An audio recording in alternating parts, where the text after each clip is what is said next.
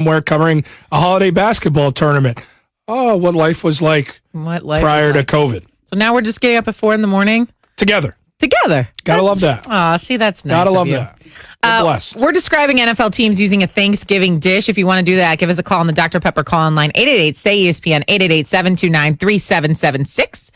We are presented by Progressive Insurance, and all guests appear via the Shell Pennzoil Performance Line, and that is where we go right now because Peter Burns is Who we there. bit this from. We did. We did take it from him. Thank you, Peter. SEC Network, best week ever host. Peter Burns joins us now, Shell Pennzoil Performance Line. Happy Thanksgiving to you, Peter. Thanks for waking up with us on this holiday. We've already consumed cookies. I was going to say, I figured the Cornettes are going to be like this perfect diet couple that everybody looks around in the neighborhood and they're like, we just hate them. Look at them. Why are they always in such good fit? And then I get the headphones on this morning and I hear Shay just munching on cookies. And I'm like, yes, these are my people. These are my people on Thanksgiving morning. Yes. We keep it real, Peter. Okay, so let's keep it real now. What's going on in college football? Nick Saban tests positive for COVID-19. He will not coach on Saturday in the Iron Bowl against Auburn. First of all, what was your reaction to this news? We hear his symptoms are mild, obviously a good thing, but what does this mean for Alabama?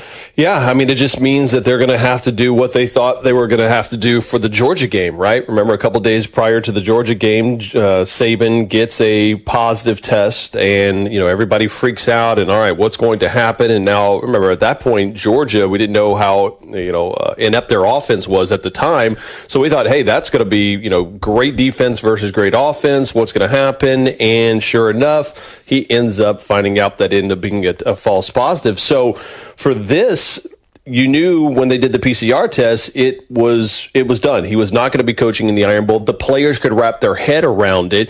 And in a weird way, because they have already been through that drill once before, I don't think the team really at any point, Shay, is surprised by this nor unprepared, because now Steve Sarkisian, their offensive coordinator, was going to take over the reins last time. He'll just do the same exact thing this time against Auburn.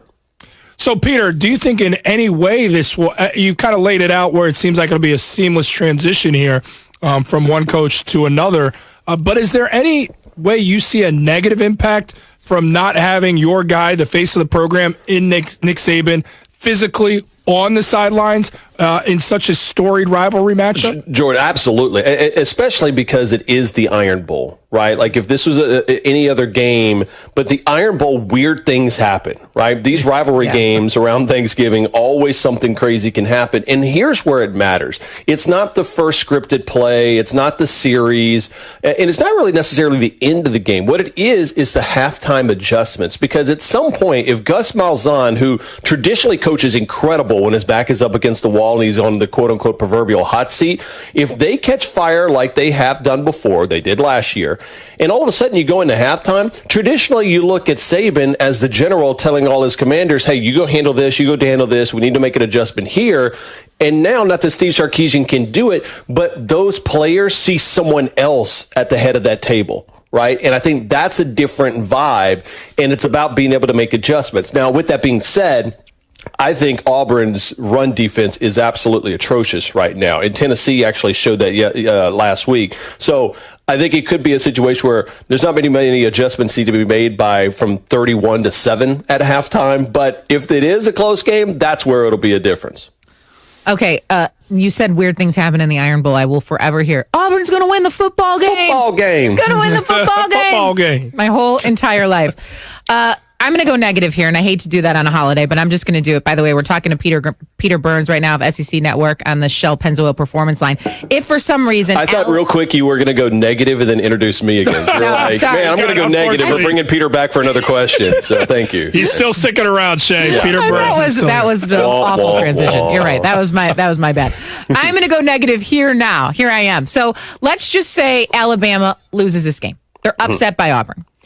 Does the committee view Alabama differently because they don't have Nick Saban on the sideline as their head coach, i.e. like Clemson without Trevor Lawrence, something along those those lines. Sure. And even College Football Playoff Committee would be the first person to say that. Now, is it the same as far as the player, the coach? I think on a head coach like Nick Saban, because he is what I consider the greatest coach in the history of college football, yeah, they would look at it being different, but it doesn't really change anything. And I guess at this point, Alabama almost has a mulligan in golf terms, right? Even if they lost to Auburn with Saban out, they're still going to win the SEC West. And then what it allows them to do, or what it brings them up to be, is that in the conference championship game, they would have to beat Florida, right? It would have to be that simple. They would not have that mulligan.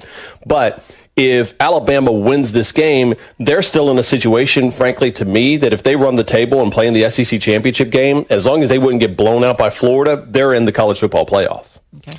Peter, as a Notre Dame alum, I work at the desk on Saturdays covering college football in the ACC conference, where Notre Dame is in their study abroad year for this 1 year because of this COVID era. Just so happens they're the best team right now, record-wise, in the ACC.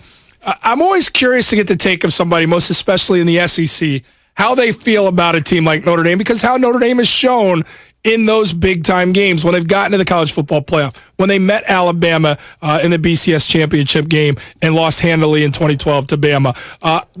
If they belong, has Notre Dame showed you enough this season to feel like this is a team that belongs? And if they did face Alabama in a collision course for the championship, that they would match up nicely in that one? It upsets me so much that you and Gojo got together and asked me this SEC question because for me, I've always kind of ripped Notre Dame. And a couple of years ago when they made the run, I'm like, listen, I thought they were fraudulent. And I thought that team was not that good. I think this team is different. You see in just what they were able to show against Clemson. And even though Clemson didn't have Lawrence and Uiagalelei was the quarterback, which I love saying because I think I kind of nail it every time I do it. You're close. DJ Uiagalelei. You were good. DJ Uiagalelei.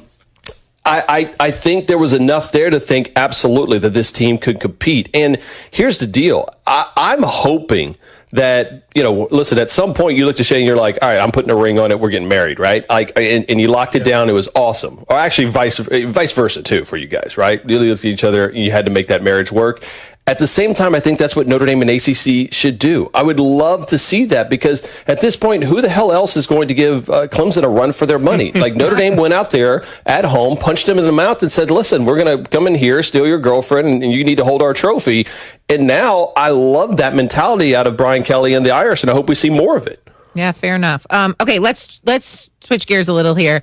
Cincinnati, their game canceled against Temple. Tough. Yeah, tough go for the Bearcats here. How does that affect their playoff hopes? They're number 7 right now in the rankings. Brutal. Yeah. Absolutely brutal. Because not only, listen, this would have been one of those probably 49-14 wins. And because Cincinnati's defense has been so incredible this year, and Luke Fickell's done a great job of that. So you needed that other inflection point, and you needed something that's going to wow. I think where it hurts the worst is that the AAC put out a statement and said they both have an opportunity to play on 12-5 because of the schedule, but because of the testing and the league protocols, they won't be able to play that game. So it's not so much as this game against Temple that hurts, it's the fact that they can't play a game on 12-5 because I know that they were actively looking at opponents, whether it be BYU or whether it be a Pac-12 team or whether it be someone else saying, hey, here's the one ad I want you to play because I need to have a resume builder. The fact that they can't play in these next 2 weeks is brutal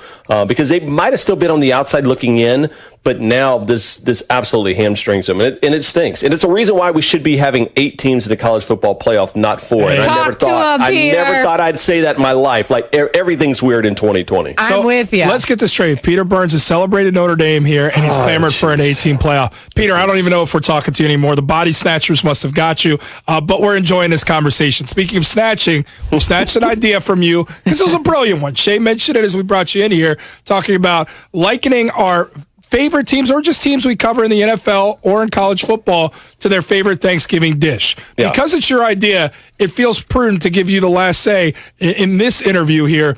Picking a team, and you can pick a college team, maybe it's Alabama, or you can pick a professional team and liken them to your favorite Thanksgiving dish. Give us one of your best. All right, because I am from Louisiana, I'll go NFL here, and I'll say that the New Orleans Saints are my absolute favorite Thanksgiving dish. which is alcohol, because you know that something weird is going to happen, right? All of a sudden, Drew Brees goes out, and then you get Hill running in there, and Peyton doesn't want to put Jameis Winston at quarterback, and yet the defense ends up showing up, and that's amazing. So you never know what you expect with alcohol around Thanksgiving, and so sure enough, that's what the New Orleans Saints are. What's the alcohol of choice, Peter? I like Crown. I'll take some Crown Special Reserve. I'm kind of. I'll get a little bit of the brown stuff. I like this new Peter. I like this Peter. Peter goes hard on Thanksgiving. I respect it. All right, Peter Burns of SEC Network. Thank you so much. We appreciate the insight and the comparison on Thanksgiving Day. Happy Thanksgiving to your family. Happy Thanksgiving to y'all. Going to see y'all. See ya. All right. Crown Royale. Crown Royale. I thought he was going to be like, a nice glass of wine. And what's the crown? Yeah, it's been a year. Glad we got him early. I mean, if we would have booked him maybe in the 9 o'clock hour, who knows? Yeah, who knows what could have happened. We've got some callers that have called in to ask questions to answer our question about what Thanksgiving dish you would compare to the NFL team. Rick's in Tennessee. What do you got, Rick? Yes, I'd like to say first that you guys are doing a fantastic job. I'm really enjoying y'all together. I wish I was on 5 days a week. Thank you. Thanks, Rick. You're welcome. But I'm a Dallas Cowboys fan, and, of course, I'm from Tennessee, so we love collard greens, of course. You got to have that. Let's go. That's the Cowboys. And I hate the Eagles. So a friend of mine made some stuffing one time in a turkey with oysters in it. It was so disgusting, and that reminds me of the Eagles. I hate them. So.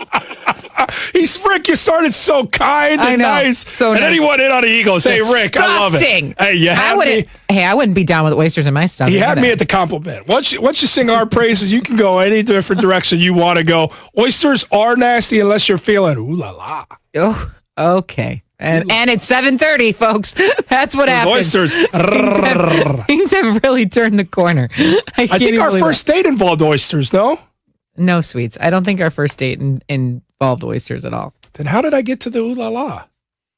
Let's not go there. Families listen. Yeah, let's not go there.